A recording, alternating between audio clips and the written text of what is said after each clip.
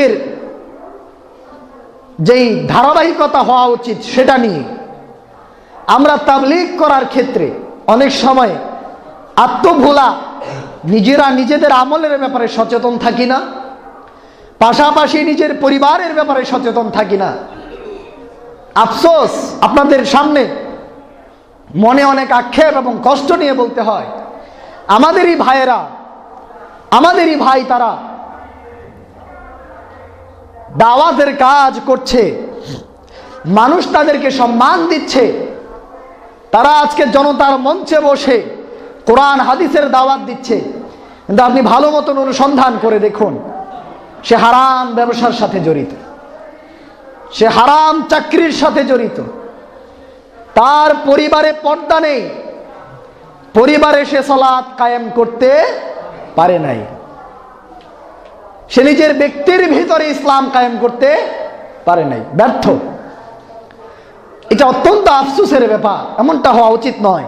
আল্লাহ রাব্বুল আলামিন আমাদের যারা দাওয়াতি কাজ করছেন, তাবলীগের কাজ করছেন, আল্লাহ তাআলা সকলকেই এই কোরআন এবং সুন্নাহর মূলনীতিগুলোর উপরে আমল করার তৌফিক দান করুন, আমিন।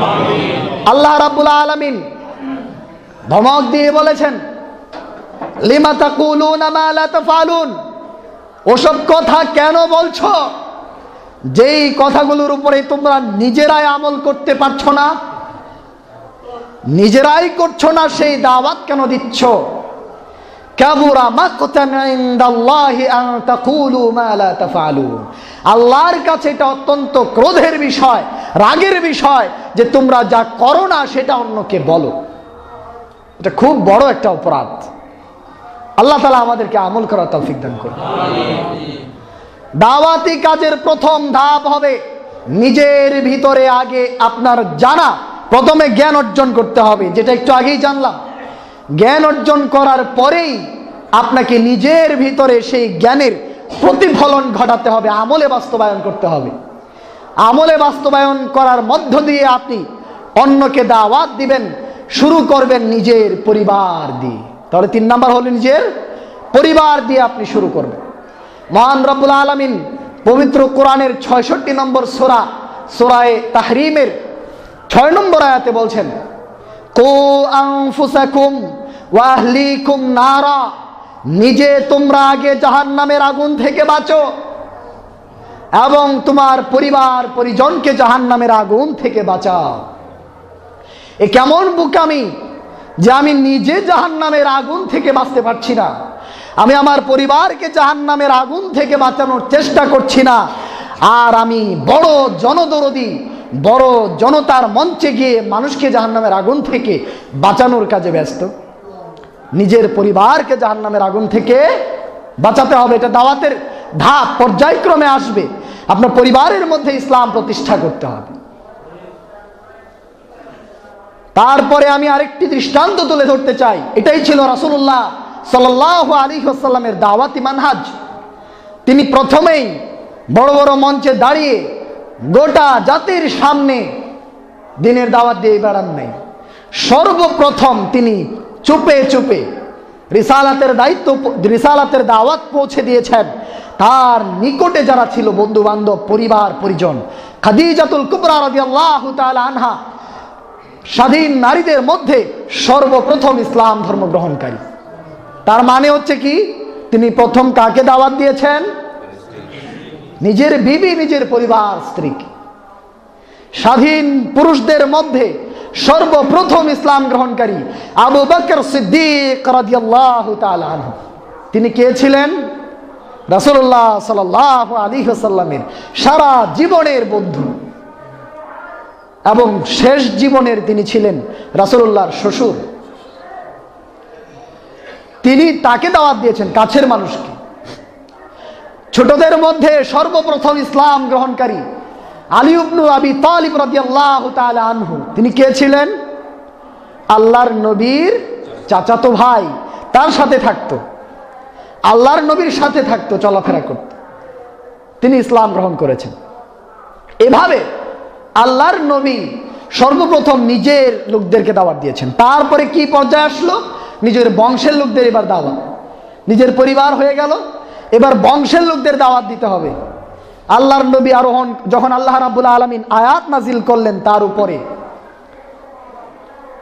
ওয়ানজির আশিরাতাকাল আকরাবিন, হে নবী এইবার সময় হয়েছে তুমি প্রকাশ্যে তোমার নিকটাত্মীয়দেরকে দাওয়াত দাও।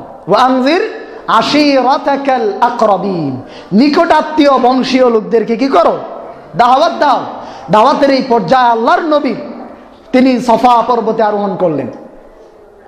আরোহণ করে ডাকলেন, ইয়া সাবাহা, ইয়া সাবাহা।